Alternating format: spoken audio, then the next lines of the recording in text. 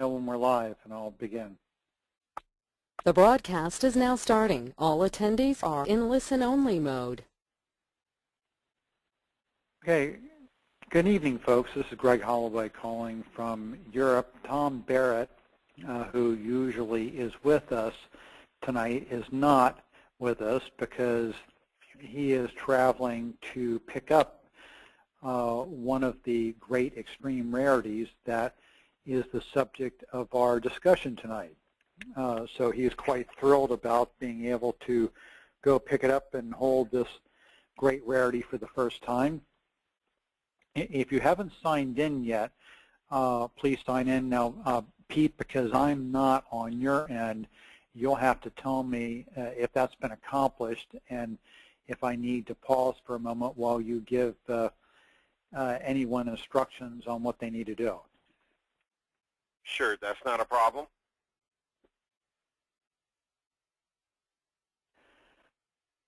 Okay. No, is everybody... Everybody is signing in right now. Okay. All right, we'll give them a moment to sign in. Our format, if you've never listened to one of the seminars I give before, is such that I always allow and enjoy interaction with you. So please make notes as we go along of questions you'd like to ask, and at the end we'll pause and have an opportunity to talk. So you'll be able to get a chance to ask any questions you may have about the subject matter you've heard or about any of the other seminars. If something pops to your mind, we won't limit you there. Okay, let's get on with it. Tonight's presentation is about extreme rarities. As the name implies, these are coins of great historical significance, great value, where there are few known to exist, where there's great demand for them. So what makes an extreme rarity? There are millions of collector coins in the world available, maybe tens of millions. There are coin conventions, auctions, and coin stores all over the world as well. At a typical large coin convention, there could be as many as 100 to 200,000 collector coins available for sale. With all these coins available for sale, it gets to be pretty daunting to determine what makes an extreme rarity if you don't have any background or experience with this. So a lot of people come to me with coins from thousands of years ago and think, well, this must be an extreme rarity because of its age.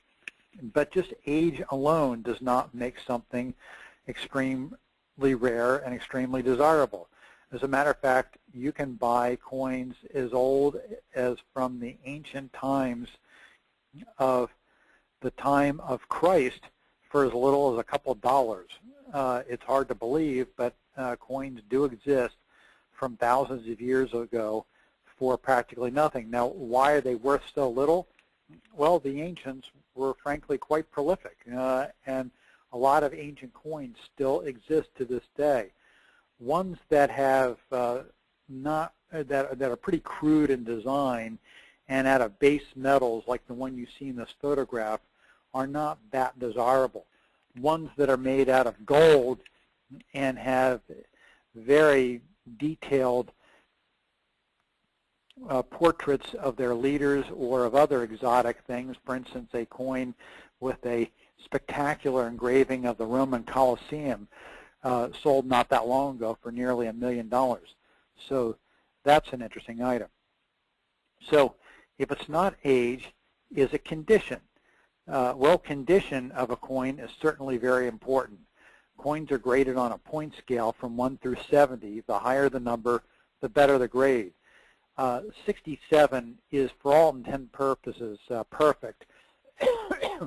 The difference between that and 70 is virtually microscopic. Very few coins ever get graded higher than 67. So that's pretty much the standard high point for a grade of a spectacular coin, like the one you're looking at here. This is a $50 from 1941. But as incredible as the condition is of this coin, it's still only worth about $1,000. So that does not qualify as an extreme rarity. Is it size then? Well, the coin on the right is quite large. That's a silver dollar. The coin on the left is quite small. It's a 3-cent piece. But it's not size either, because the coin on the right you can buy for $25, whereas the coin on the left is thousands of dollars. So size isn't the issue either, because the coin on the right, the 1921 silver dollar, is very common, as more than 50 million of them were made. So a very common coin. Is it rarity then? This is a blow-up of the 3-cent piece we saw a moment ago, and there were only 600 of these made. Now, the silver dollar we just talked about a moment ago, there were 50 million of them made. So 600 of them sure sounds like extreme rarity status, but actually in this case it is rare, but the coin's still only worth a few $1,000s in perfect condition. Well, if it's not age, if it's not condition, if it's not size, and it's not rarity, then what is it? Well, popularity and familiarity certainly make an important part of the value of coins also. The Mona Lisa is perhaps the world's most famous painting, as it was painted by one of the greatest inventors of all time, Leonardo da Vinci. Now, my cousin Lisa is an artist, and that's not actually her, because I don't want to get slapped by her if she's listening tonight, because she's not disheveled and ugly looking. But my cousin Lisa is an artist too. And while our family might appreciate her works of art, the world marketplace does not. So the Mona Lisa is famous and popular. My cousin's works are not. So let's discuss then some specific examples of extreme rarities. So we're going to take you through the Extreme Rarity Hall of Fame now for a moment.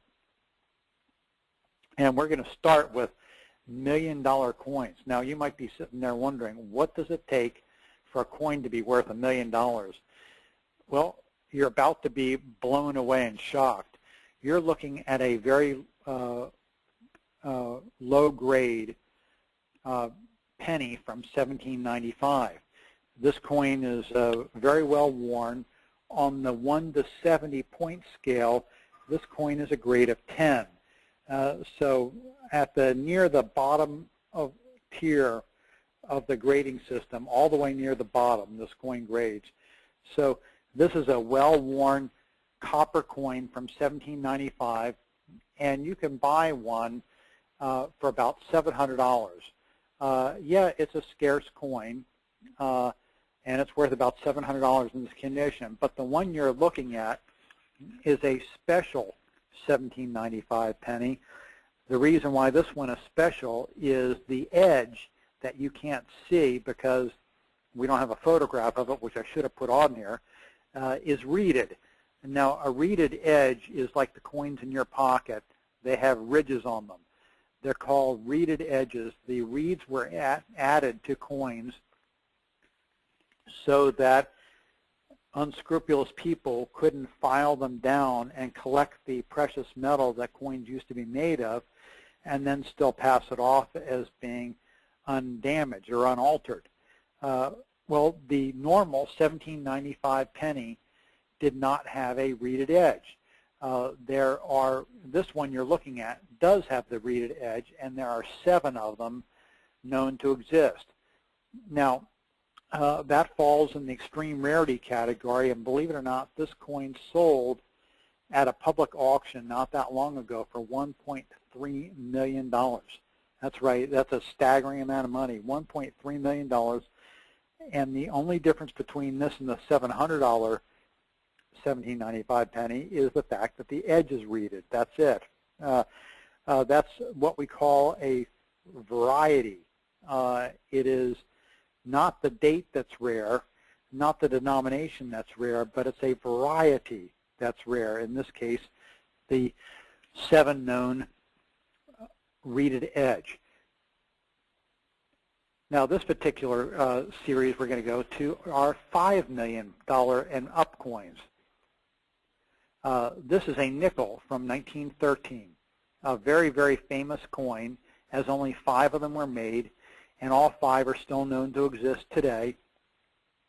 This is a photograph of the best of the 5 known, and it sold for $5.5 million about 3 years ago. This coin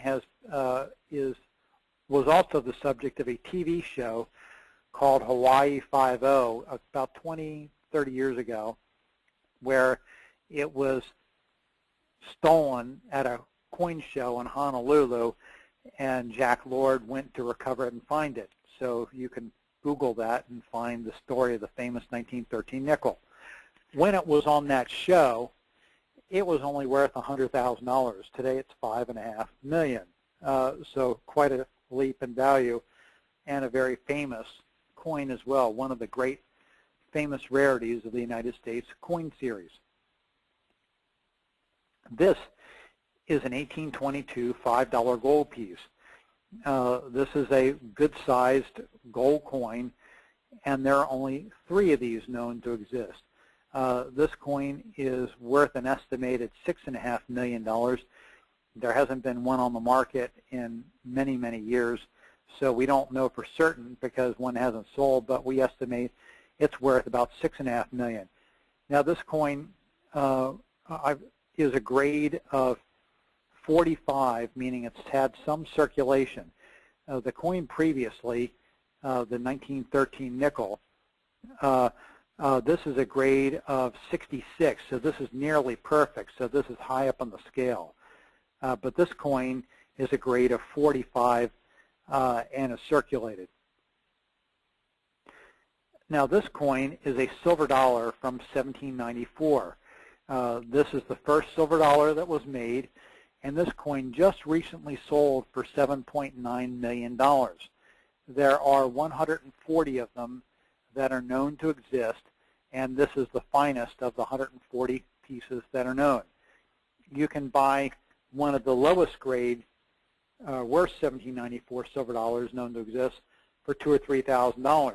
So it's a rare coin in any condition, but the fact that you can buy one in circulated condition for a few $1,000s is rather staggering, to think that it can be worth nearly $8 million at the top and only a few thousand at the bottom.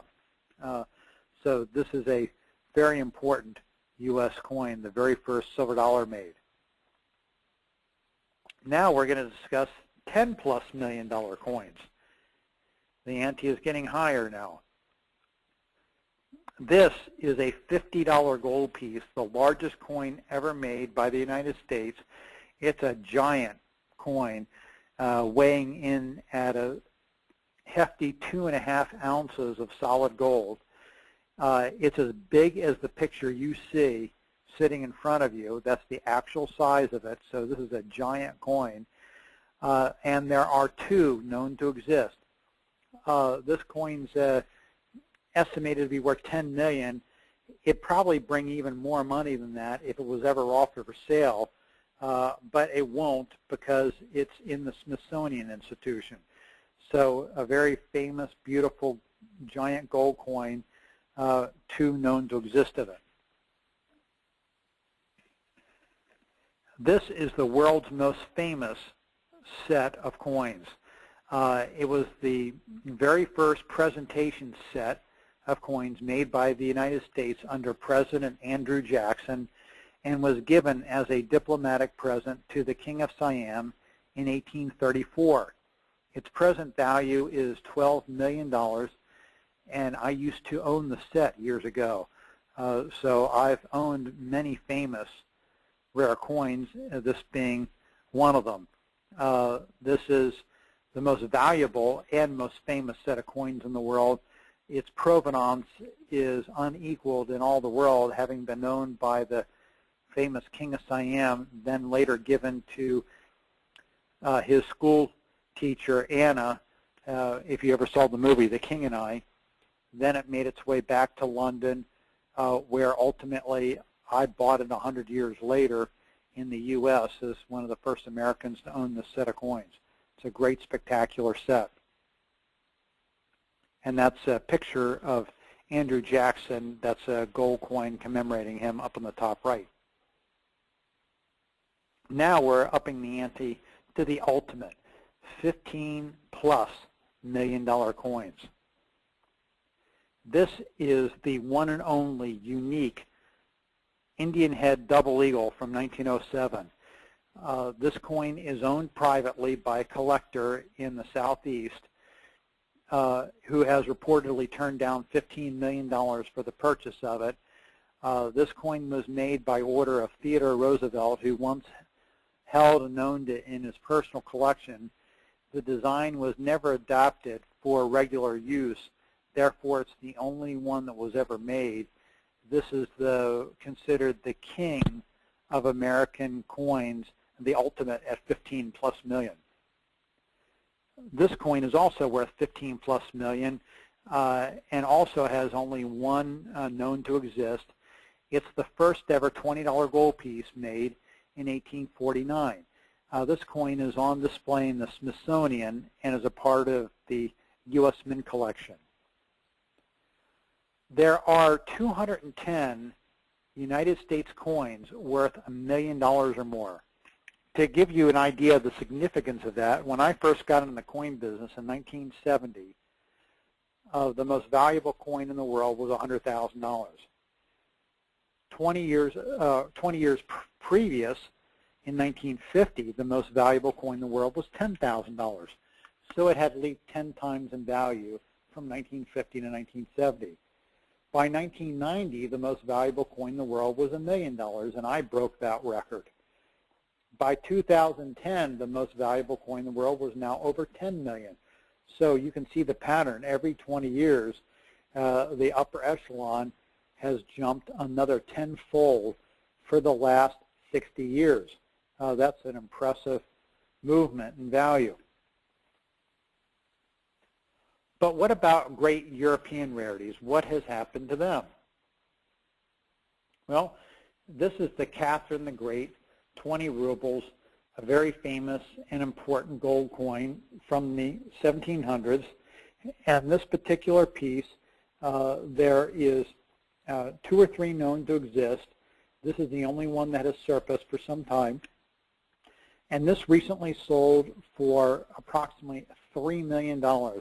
So this coin holds the world record for the most valuable non-U.S. coin. It's a very beautiful and important coin, and again, $3 million. This is an ancient Greek coin from Hadrian Sisterius, and this coin currently holds the record for the most valuable ancient coin at a nearly $2 million price tag. This coin sold at auction not that long ago. Very important and beautiful, desirable, great rarity. The Polish 100 ducats is a large gold coin of very great significance and rarity. It is believed that this may be the only one known, and this recently sold at auction for $1.7 million.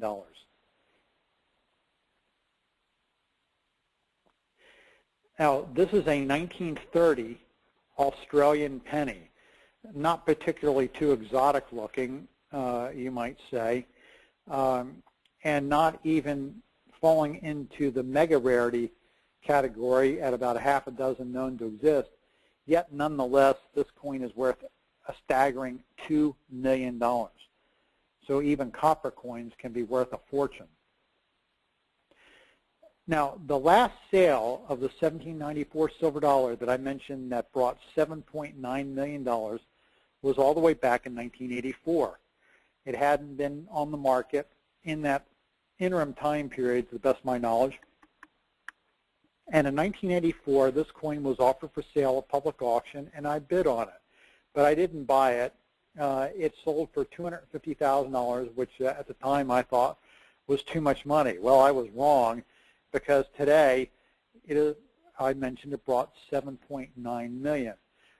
So I learned a lesson from this auction, and that is it is best to step out and pay more to buy the best, because you'll always be rewarded with that in the future. The last sale of the 1907 Indian Head Double Eagle was also in 1984, and it sold at the time for approximately $425,000. Today this coin's worth $15 million. So again, it was worthwhile to step out and pay the big money when these coins were much, much cheaper than they are today. British Empire rare coins offer the last chance in the world to buy extreme rarities at bargain prices. Now, why is that? Coins are valuable based on a number of criteria, as we talked about earlier. Perhaps the most important criteria is the country of origin. Coins made in Zimbabwe or some countries in Africa are not really that desirable. Major empire coins are really desirable. The United States, the Spanish Empire, the British Empire, those are coins of great significance. And British Empire coins are collected all over the world, one of the most heavily collected series in the world. But they never achieved the great prices that U.S. coins did. U.S. coins, as you've seen, are worth millions, many of them, $5 million, $10 million, even $15 million. But this tremendous increase has surpassed and overpassed the English market. You're looking at the only English coin to sell for more than $1 million. Not 210, not 50, not 20, but just one. And this coin sold for $1,250,000. Now, you saw many American coins bring multiples of that. Now, this coin is unique. Unique means there's only one known to exist. By all rights, this coin should be worth as much as the American $20 gold piece that's worth $15 million. But it's not. It's only worth a tenth of that amount. You see, British coins in general are only worth about a tenth of the amount of American coins because the market has never been modernized in Great Britain. Now, that modernization, as we've talked about in other seminars, and if you haven't heard those before, we can give you a link to the recordings I've done of those. I explain in great detail what happened with the modernization of the U.S. coin market in detail and why that is about to happen to Great Britain. That is the reason why I'm in Europe, because this modernization is taking place in Europe and I want to take advantage of it. So my goal is to build the world's best collection of great English rarities among our little group of friends that Tom and I have assembled. This is one of the great rarities that Tom and I have found so far for our collection. This is a unique large gold coin called a 5-pound piece.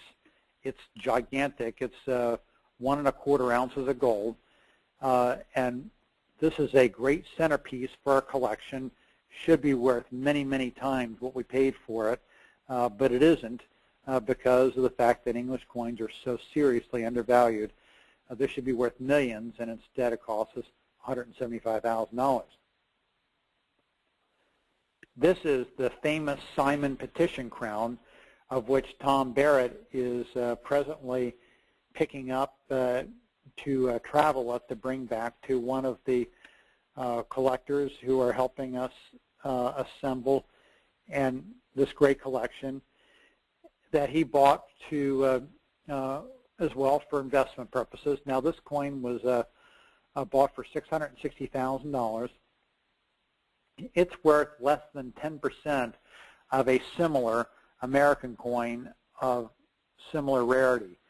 there are only 13 Simon petition crowns known to exist. It's the most famous English silver coin. A crown is a universal term that refers to a large silver coin. So our silver dollars in the U.S. are also called crowns on the world stage. So this is similar in value, similar in rarity to an 1804 silver dollar that is presently worth $7.5 million. Yet here it is at less than a tenth of that. And we picked this up because it was a great rarity. Well, this is a very great historical significance because King Charles II, during his exile during the Civil War, promised the coining position to a man by the to the royal, promised the position of senior coiner for the Royal Mint to Thomas Simon. Thomas Simon did not get the job when Charles II came into office because Charles II decided to give it to the Rothschild brothers. So Thomas Simon was upset, and he created the crown that you're looking at. He did it in ultra-high relief and then wrote a petition around the edge that said, if Your Majesty is impressed by the work of art I've created, then I pray that he will relieve the Rothschild brothers and hire me instead. Well, King Charles II, despite this great work of art, did not hire Simon back, but yet this coin went down in English history to be the greatest and most famous work of art. So here we have a truly famous, great work of art that's worth pennies on the dollar compared with an American coin. So I think you're beginning to understand why we're focusing on the English pieces. This is potentially Great Britain's first $10 million $10 million coin, maybe even $15 million. It's the Edward III double florin. This was made at approximately 1327 to 1350. We don't know the exact date, but it was the first English gold coin. It was made as an international trade coin between Great Britain and the continent, hence its denomination, the double florin, because the florin was the circulating coin of the time. Great Britain wanted to flex its muscles as a new empire, so they created something of double the size, hence the double florin. Again, this was England's first significant gold coin, and it was also created during the Black Plague, one of the most famous times in world history, during the horrible death of potentially as much as half of Europe's population. This famous coin was made to try to booster the morale of England during this horrible time. We are presently trying to buy this coin at about $1.5 million. So this would make it the new record holder for the most valuable English coin, but still a far cry in value from some of the others that we've talked about. There are 3 of these known, 2 in museums. This is the only one available in private hands. So tonight, I suggest, why don't you consider joining the $1 Million Coin Club at a discount? Because we have been looking at $1 million coins that you can buy for pennies on the dollar. Now, you may not have $1 million to spend. You may not have $100,000 to spend on a coin that might be worth $1 million. But tonight, I wished to share with you the ultimate in extreme rarities so that you can understand what our overall theme is in building our great collection. You see, our theme of our collection has 6 different perspectives, and I've been going through this week by week, showing you the broad range that we're working on building this collection of it within these 6 areas, and extreme rarities is one of the focal points. Some coins I buy are as inexpensive as a few $100s. Some I buy are over $1 million. So there's opportunity everywhere in between based on what your budget might be. The great plan that Tom hatched with building this collection is that we can work together building this great collection, which will make everything that we own individually worth more potentially, but we don't have to own it in common. We can all own it individually, hold these coins in our own bank vault. At the same time, Tom can maintain a photographic database of everything that everyone owns so that we could combine it, if you will, but in the future and market it through photographs and the internet without actually having to have common ownership. This is the best of technology that we have along with our strategies so that we can build this great collection. The importance of this is that a collection usually has greater value as a whole than as its individual parts. Now, I understand that not everybody will want to sell someday, but even if we get just a part of the people to sell when the market has risen tremendously as a result of the coming modernization in Great Britain, this will still allow for significant gains and profits than if we just did it the traditional way, one at a time. I'm opening the floor for questions, so you can start now typing any questions you might have. I'll talk for a couple more moments, and then when you're ready, Pete, you can break in and to ask some questions. One question that we frequently get is, this sounds interesting, how do I get started? Well, you see these numbers and email addresses up in front of you. All you have to do is call or email and request a time when we can talk. There's no cost for this. It's completely free, and there's no time limit. I'm very generous with the time that I give Tom's friends. I was on the phone with one of them for a couple of hours just the other evening. So if you've got questions, if you have coins you own presently that you want feedback about, whether they're important enough to keep for the collection or whether you might want to consider selling and buying something else, or if you just have questions about gold, period, and you like to possibly own some just gold bullion, feel free to send us an email or call and ask for an appointment. I'll be happy to spend some time with you at no cost and discuss your specific goals one-on-one, which is the starting point of understanding what you might be able to acquire in building a collection for yourself. Okay, any questions from the floor, Pete? No, so far we haven't got any questions yet. Okay. All right, well, I hope you all enjoyed listening to the presentation tonight. We will be continuing the series next week with a discussion of the ultimate coins presentation pieces.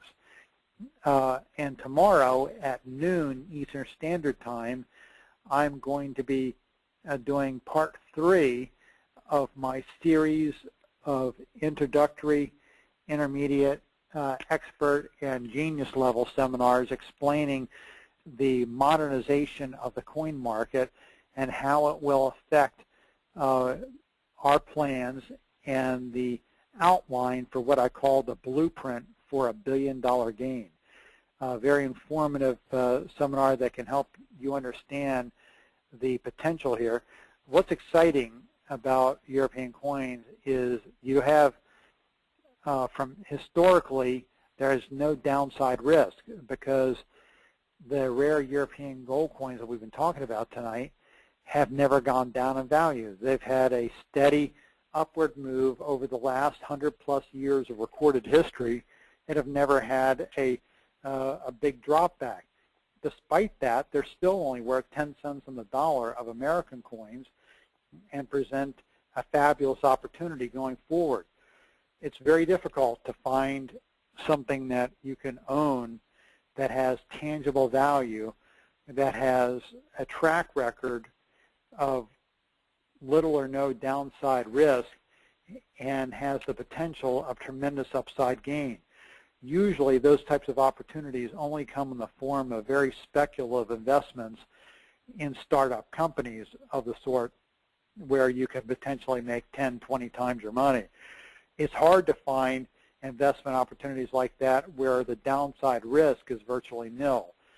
So that's what makes coins the ultimate investment, because you've got the kind of upside that you only find in risky ventures with the security and protection on the downside that you find with very conservative investments such as money in the bank. Greg, I have a couple of questions here whenever you got a minute. Go ahead. Okay, I have one that says, how long do you think it will be before the market is modernized in Europe, and how rapidly do you think prices will rise once it happens? The market is already beginning in the first stages. One of the two major international coin grading services just opened offices in Paris last month. This is very important in the modernization of the market, so it's happening real time as we speak. It is a process that will take time, and it will take years for the market to explode upward at the level that I expect, but the steady growth each year in the meantime is very assuring and comforting. So it will take time for the market to reach the kind of momentum that will drive it to insane levels, but the process has already begun. Have they never gone down in value? To the best of my knowledge, in recorded history, the great rarities of the type we buy have never gone down in value. Despite that, they're still only worth pennies on the dollar of American coins. So that's why I call it the ultimate investment, virtually no downside risk with incredible upside potential. Very good so far. That's what we have. Okay. I'll wait for a moment to see if there's any follow-up questions. I know it takes a minute to type things in. We are, to give you one last example of the difference in availability, if I wanted to buy $500 million worth of rare American coins, I could do so in about a month. That's because the availability of rare American coins is considerable. They're available on the internet, they're available at coin shows, they're available at coin auctions. So I could buy $500 million worth of coins from America in about a month if I wanted to. But with the coins of the British Empire, I can't even spend $500,000 a month. Now, that's a huge difference. Why is there such a big difference? Because there are very few sellers of great English coins. There are 100 buyers for every one seller. Why is that the case? Because people aren't stupid. They know that the market is going to be modernized soon, and there are other people like myself who I'm competing with that are hoarding coins from the British Empire, and sellers are reluctant to offer them for sale because they know they're going to go up in value. So we have an unusual situation, folks, and that is that it's harder. Just because we have the money doesn't mean I can buy the coins. There is no warehouse for them.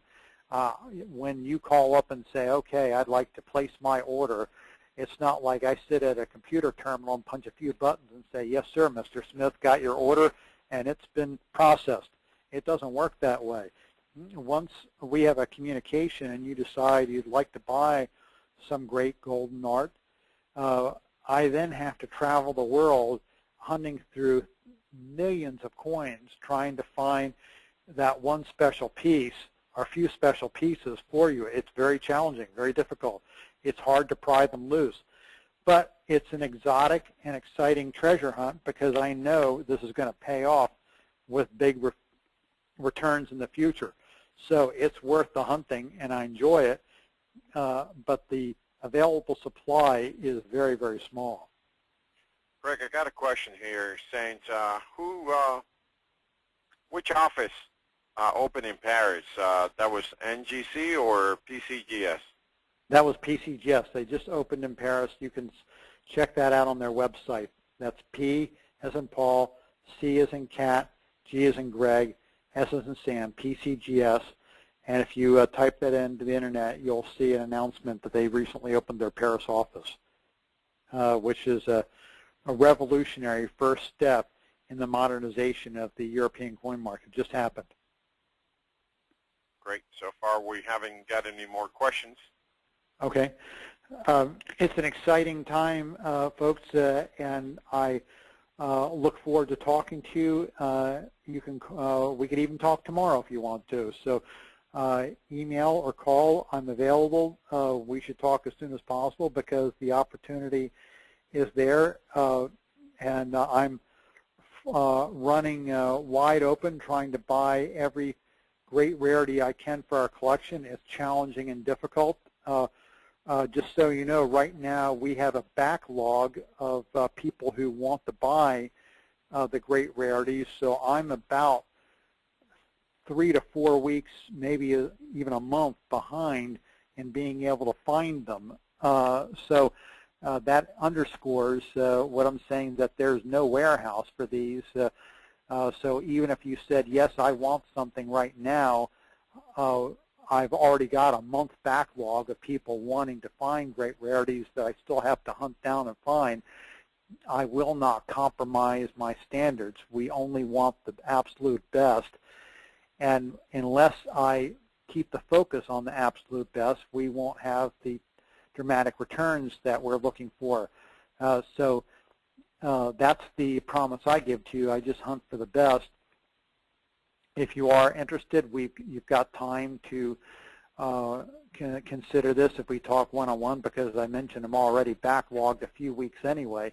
So let's talk and find out what your interest might be. Again, I can handle the following. I can source bullion coins cheaper than you can buy them on your own because of my extensive network of connections around the world. So if you want bullion coins, I can help with that.